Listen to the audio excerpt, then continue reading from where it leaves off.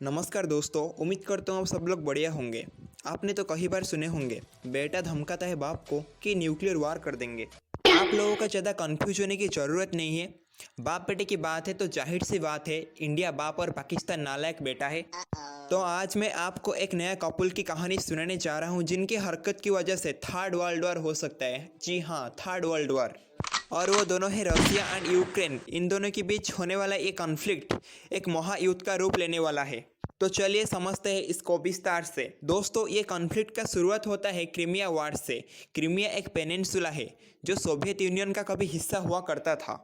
मैं आपको बता दूं, पेनिनसुला एक ऐसी जगह को कहा जाता है जिसका ज़्यादातर बॉर्डर पानी से घिरा रहता है। और जो क्रीमिया है यानी कि पेनिनसुला क्रीमिया, उसका दो साइड में ब्लैक सी है। वहाँ पे रसिया का नावल फ्लीट मौजूद है, ब्लैक सी नावल फ्लीट। इसीलिए इस जगह का इंपॉर्टेंस कहीं गुना ज़्यादा बढ़ जाता है। क्रीमिया का जो ज़्यादातर लोग हैं वो रसियन एथनिसिटी है। दोस्तों, सोवियत यूनियन की टूटने के साथ साथ रसिया का जो हाजीमनी था वो धीरे धीरे ख़त्म हो गई। इसीलिए जितने भी देश पहले सोवियत यूनियन का हिस्सा हुआ करते थे वो टूटने के बाद वेस्टर्न कंट्री के साथ साथ नाटो की नज़दीक होता गया, जो रशियन सिक्योरिटी थ्रेट के लिए एक बड़ा चैलेंज था। रसिया हमेशा ये चाहता है कि जितने भी देश सोवियत यूनियन से टूटे हैं उनकी वहाँ पे ऐसी सरकार बने रहे जो प्रो रसिया गवर्नमेंट यानी कि रसिया की कठपुतली बने रहे। विक्टर इनुकोविच, इन्हें यूक्रेन में सबसे ज़्यादा करप्ट पर्सन माना जाता है। इनके खिलाफ यूक्रेन में दो बार बड़े धरण में प्रोटेस्ट हुआ था जिसको ऑरेंज रिवॉल्यूशन कहा जाता है। इसके बावजूद भी इन्होंने इलेक्शन को जीत लेते हैं, पर इलेक्शन को जीतने के बाद पब्लिक वापस प्रोटेस्ट में उतर आता है क्योंकि ये कहा जाता है कि उस इलेक्शन में बहुत ज़्यादा करप्शन हुआ था। इसीलिए सुप्रीम कोर्ट की ऑर्डर पे वापस से री इलेक्शन किया जाता है और इसमें इनको बहुत बड़ा हार का सामना करना पड़ता है।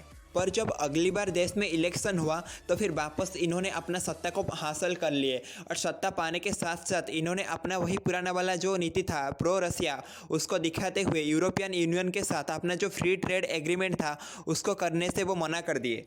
इसके चलते यूक्रेन में एक बहुत बड़ा प्रोटेस्ट हुआ जहाँ पर बहुत बड़ा वायलेंस भी हुआ था और उनको अपनी पद से हटाया गया और साथ में वो यूक्रेन छोड़ के रसिया में भाग गए। मैं आपको पहले से बता रखा था, जो क्रीमिया है वहाँ पे ज़्यादातर लोग रसियन एथनिसिटी की ही पाए जाते हैं, इसलिए उनका जो झुकाव था वो रसिया की ओर ही था। इस चीज़ का फ़ायदा लेते हुए रसियन सोल्जर सिविलियन ड्रेस में एक ऑपरेशन को अंजाम दे, यानी कि धीरे धीरे वो क्रीमिया के अंदर इन्वेड करते गए और 2014 में रसिया पूरी तरह से क्रीमिया को अपनी कंट्रोल में ले लेता है। यहाँ पे यूक्रेन अकेले अपनी दम पर रसिया के साथ नहीं लड़ सकता था, इसीलिए उसको मजबूरन नाटो के मेंबर के साथ जाना पड़ा और खासकर यूएसए के साथ। इसके चलते समय समय पर यूक्रेन ब्लैक सी में युद्ध अभ्यास को करता गया। सुनने को मिला कि जो यूक्रेन है वो नाटो की मेंबर बन जाएगा, यानी कि नाटो ज्वाइन कर लेगा। इसके चलते रसिया पूरी तरह से बौखला गया। इसीलिए रसिया ने जो यूक्रेन के बॉर्डर के पास अपना 1,20,000 से भी ज़्यादा ट्रूप को डिप्लॉय कर रखा है। वो किसी भी वक्त यूक्रेन के अंदर इन्वेड कर सकता है। आए दिन तनाव ज़्यादा से ज़्यादा बढ़ रहा है और जो यूएस है वो अपना जो हेल्प है वो धीरे धीरे करके यूक्रेन के पास पहुंचा रहा है। अगर इस युद्ध में रसिया के साथ साथ यूएस भी उतर आता है तो ये एक महायुद्ध का रूप ले लेगा और जितने भी नाटो की एलाई है और साथ में जो रसिया का एलाई है वो भी इस युद्ध में उतर आएंगे और जो बाइडन का अफगानिस्तान वाला ब्लंडर था इसका बदला लेते हुए वो इस रूप को महायुद्ध यानी कि वर्ल्ड वॉर 3 का रूप दे देंगे। आपको तो पता ही होगा कि किस तरह से वर्ल्ड वॉर 1-2 में एक के बाद एक देश उतर आए थे। आगे देखने वाली बात होगी, क्या रसिया पीछे हट जाएगा या फिर बाइडन अफगानिस्तान की तरह यूक्रेन का भी हाथ छोड़ देंगे। तो दोस्तों, आपको ये वीडियो अच्छा लगा, बुरा लगा, चाहे कैसा भी लगा, प्लीज़ कमेंट करके बताइए और ये भी बताइए मैं किस तरह से और भी अच्छा कंटेंट आपके लिए बना सकता हूँ।